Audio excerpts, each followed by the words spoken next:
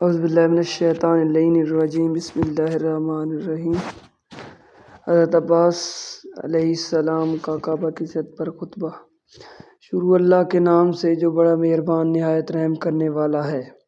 آپ علیہ السلام نے یہ خطبہ امام حسین علیہ السلام کی 8 ذی الحج سن 20 ہجری کو مکہ سے کربلا روانگی کے موقع پر خانہ کعبہ کی چھت پر جلوہ افروز ہو کر ارشاد فرمایا: حمد ہے اللہ کی جس نے اسے کعبہ کو میرے مولا حسین علیہ السلام کے والد گرامی علی علیہ السلام کے قدم سے شرف بخشا، جو کہ کل تک پتھروں سے بنا ایک کمرہ تھا، ان کے ظہور سے قبلہ ہو گیا۔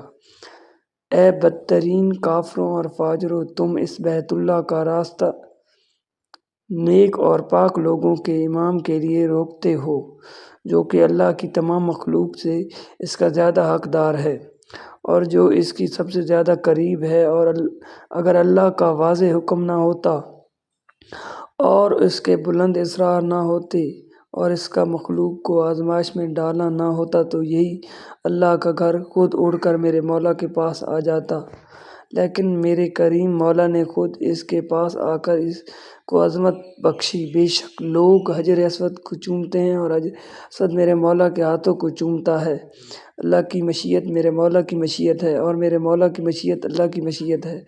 خدا کی قسم اگر ایسا نہ ہوتا تو میں تم پر اس طرح حملہ کرتا جیسے کہ عقاب غضبناک ہو کر اڑتا ہوا چڑیوں پر حملہ کرتا ہے اور تم کو چیڑ پھاڑ دیتا۔ کیا تم ایسے لوگوں سے خیانت کرتے ہو جو بچپن ہی سے موت سے کھیلتے ہیں؟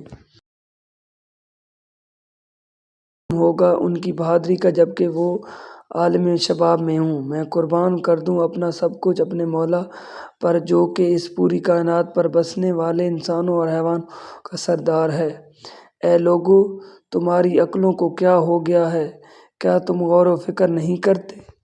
ایک طرف شراب پینے والے ہیں اور دوسری طرف حوض کوثر کے مالک ہیں۔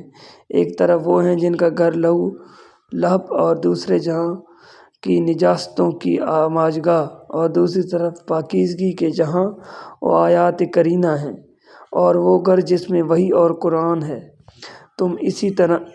تم اس غلطی میں پڑ گئے ہو جس میں قریش پڑے تھے، کیونکہ انہوں نے رسول اللہ کو قتل کرنے کا ارادہ کیا تھا اور تم اپنے نبی کے نواسے کو قتل کرنے کا ارادہ کر رہے ہو۔